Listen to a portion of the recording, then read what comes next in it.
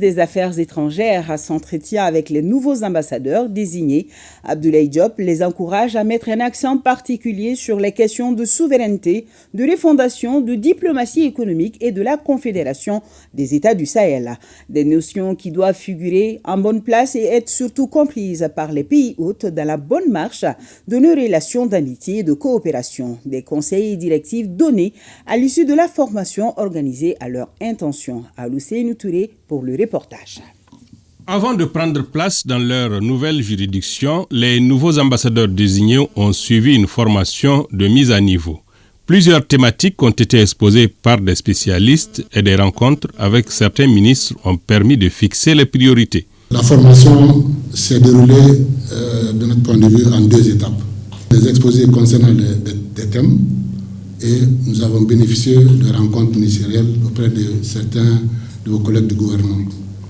Par rapport aux exposés, il y avait un certain nombre de thématiques qui ont fait l'objet de présentation de la part d'éminents experts, d'anciens ambassadeurs et de collègues de service, au nombre desquels nous avons présenté dans un premier temps la Convention de Vienne sur les relations diplomatiques et consulaires. La deuxième thématique qui a fait l'objet d'exposé, c'est l'éthique et la déontologie des diplomates, qui nous a permis de comprendre les règles et principes qui guident cette fonction.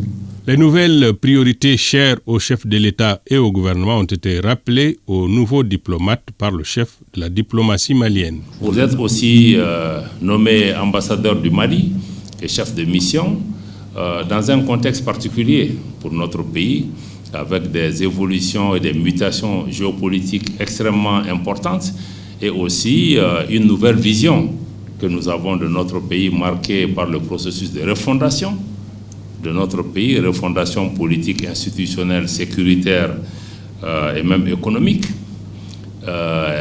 qui a fait qu'aujourd'hui, les questions touchant à l'honneur, à la dignité et au respect de la souveraineté de notre pays sont des données essentielles qui doivent inspirer votre action au quotidien dans votre mission de représentation, qui doit aussi vous aider à mobiliser l'ensemble du personnel des missions diplomatiques et consulaires autour de cet objectif de promouvoir les intérêts du Mali, mais dans le respect de notre dignité, mais aussi dans le respect de la souveraineté. Et ceci aujourd'hui est même constitutionnalisé dans la nouvelle constitution.